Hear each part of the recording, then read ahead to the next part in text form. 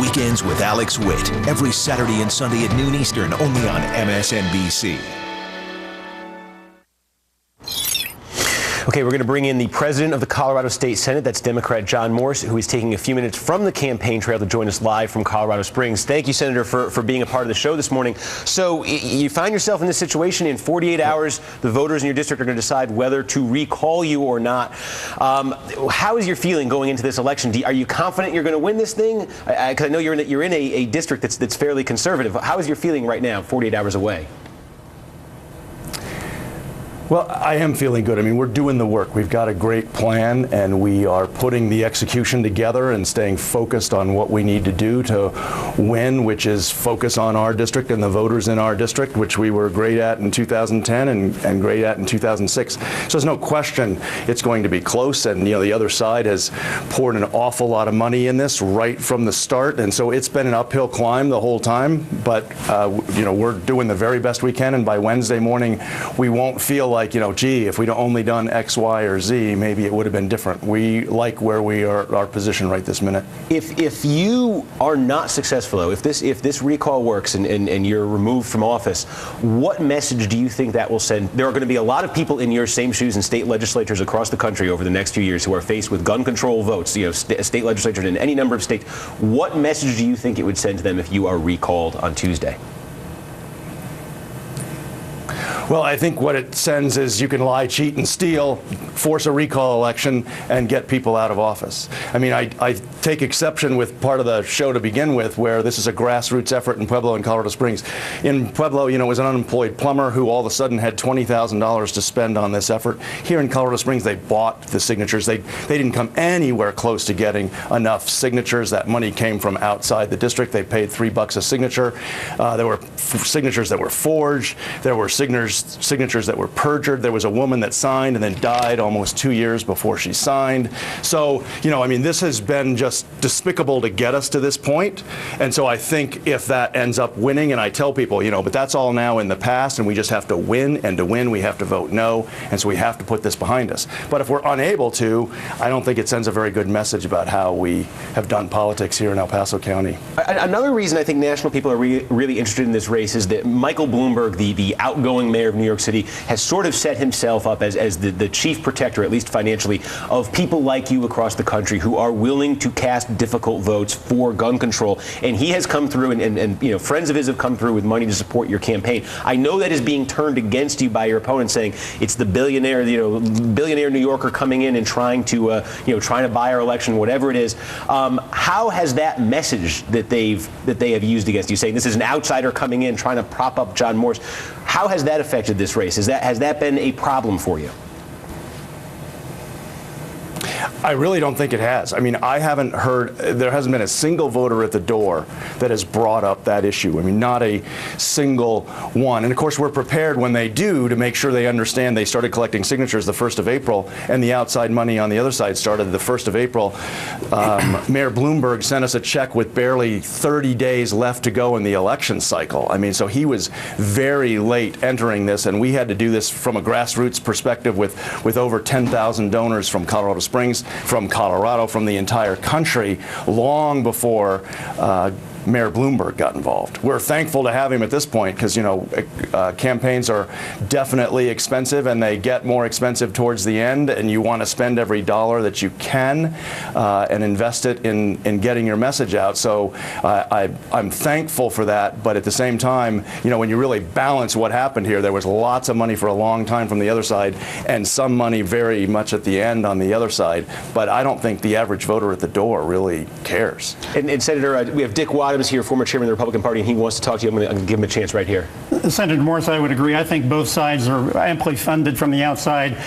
But I think, with all due respect to you, I think that's one of the we've seen this morning. One of the reasons why you are being recalled is the demeaning of the opponents of your gun control legislation, as I think you could describe them as liars and cheaters, and I think that's one of the reasons you're in the predicament you are today. And I just want to give the senator a chance to respond to that. When you go ahead, Senator.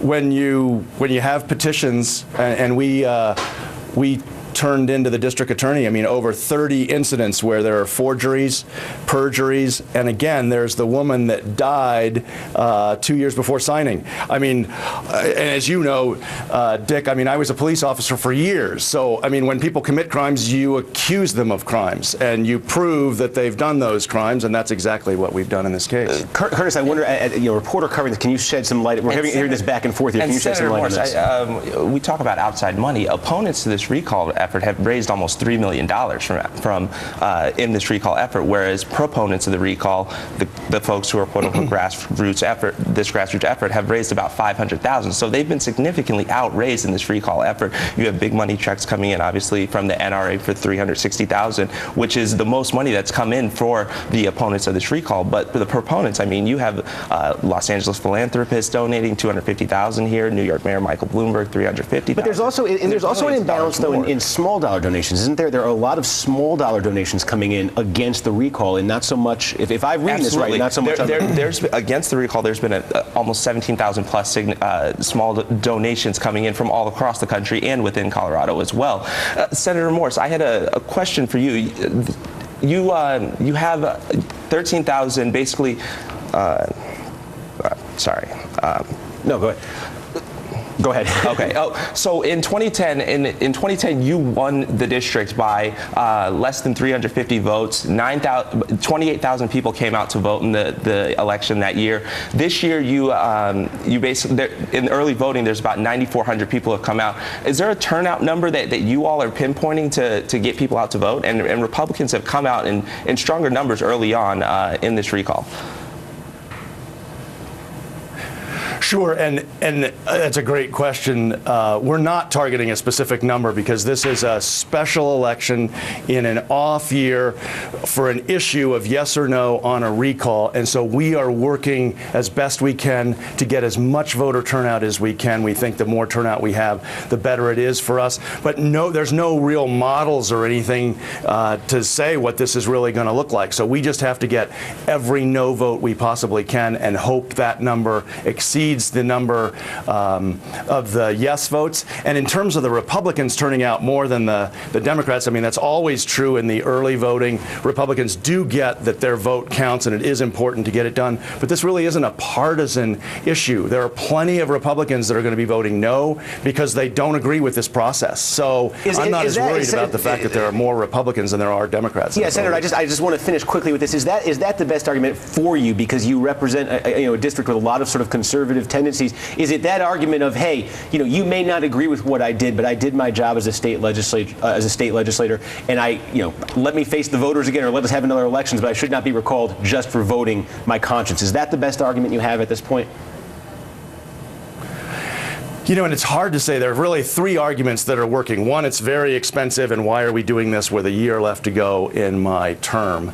Second is, that you are just recalling me for policy disagreements. And third, once they actually figure out the gun bills that we passed, they're like, but wait, that's all just common sense. Like, yes, I mean, that's not how the other side talks about it. And with their talking points, this looks very much like, we're taking people's guns away, but all we did was say you got to reload after cranking out 15 rounds. You got to get a background check. You got to pay for the background check yourself. Your concealed weapons permit training has to be in person instead of over the internet.